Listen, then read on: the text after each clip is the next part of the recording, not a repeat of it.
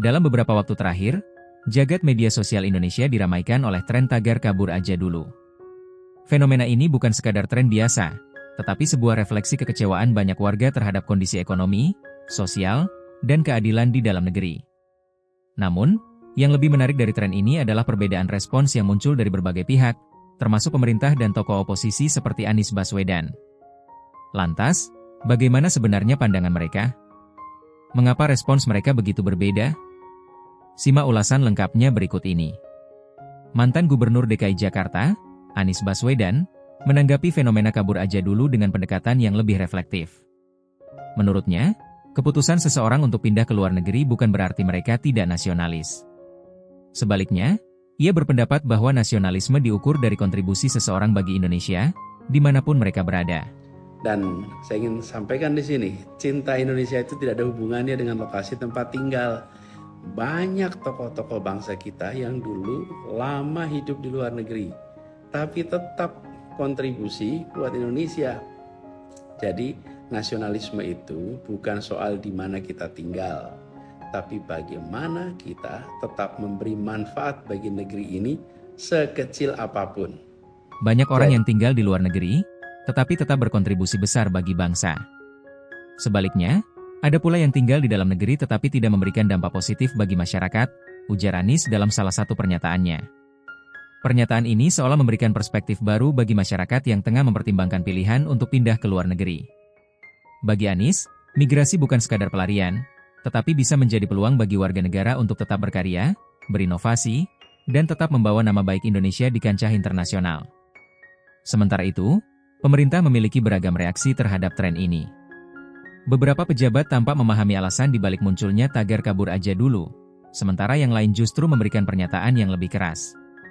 Pernyataan Wamenaker Immanuel Ebenezer Gerungan mungkin menjadi salah satu yang paling kontroversial. Ia menyatakan bahwa pemerintah tidak terlalu ambil pusing dengan tren ini. Bahkan, ia menegaskan bahwa mereka yang sudah memilih untuk meninggalkan Indonesia sebaiknya tidak perlu kembali. Kabur aja dulu atau apa? Adalah hashtag apa-apa, masa hashtag kita peduliin. Ya, terakhir dari Kemenlu menyatakan kalau ya nggak masalah itu hak dari setiap warga. Kabur aja lah, jangan balik lagi. Hashtag nggak apa-apalah, masa hashtag kami peduliin. Mau kabur, kabur aja lah. Kalau perlu jangan balik lagi, ujarnya. Pernyataan ini tentu menuai reaksi beragam dari masyarakat. Beberapa orang menilai bahwa pemerintah seharusnya lebih introspektif terhadap alasan mengapa banyak WNI merasa perlu kabur dari negara sendiri.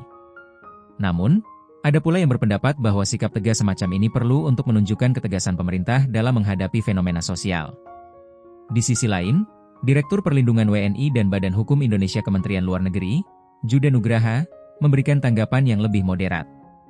Ia menegaskan bahwa setiap warga negara berhak berpindah ke luar negeri, asalkan tetap mengikuti prosedur yang legal dan aman. Ajakan untuk bekerja di luar negeri merupakan hak setiap warga negara. Namun, perlu diperhatikan adalah mengikuti prosedur yang legal dan aman, ungkapnya. Pernyataan ini lebih memberikan perspektif legal dan perlindungan bagi WNI yang memilih untuk merantau ke luar negeri. Sultan Najamuddin, Ketua DPD, juga menanggapi tren kabur aja dulu dengan pendekatan yang lebih positif. Ia menyayangkan munculnya tren ini, tetapi di sisi lain juga melihatnya sebagai peluang bagi anak muda Indonesia untuk mengembangkan karir di luar negeri.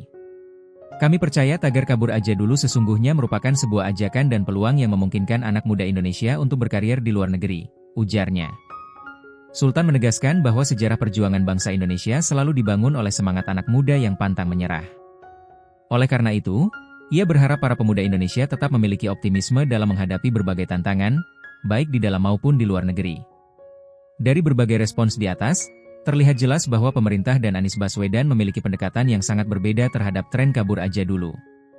Di satu sisi, Anies melihatnya sebagai fenomena yang netral dan menilai kontribusi seseorang tidak bergantung pada lokasi fisiknya. Sementara itu, beberapa pejabat pemerintah menunjukkan sikap yang lebih tegas dan bahkan terkesan tidak peduli dengan aspirasi warga yang ingin mencari kehidupan lebih baik di luar negeri. Namun, terlepas dari perbedaan pandangan tersebut, satu hal yang pasti, tren kabur aja dulu telah menjadi refleksi dari kegelisahan masyarakat terhadap situasi di dalam negeri. Alih-alih sekadar merespons dengan pernyataan keras, Mungkin yang lebih penting adalah mencari solusi nyata agar lebih banyak warga Indonesia merasa nyaman untuk tetap berkarya di tanah air sendiri. Bagaimana menurut Anda? Apakah tren ini memang sekadar fenomena sesaat, atau justru mencerminkan masalah yang lebih dalam di Indonesia?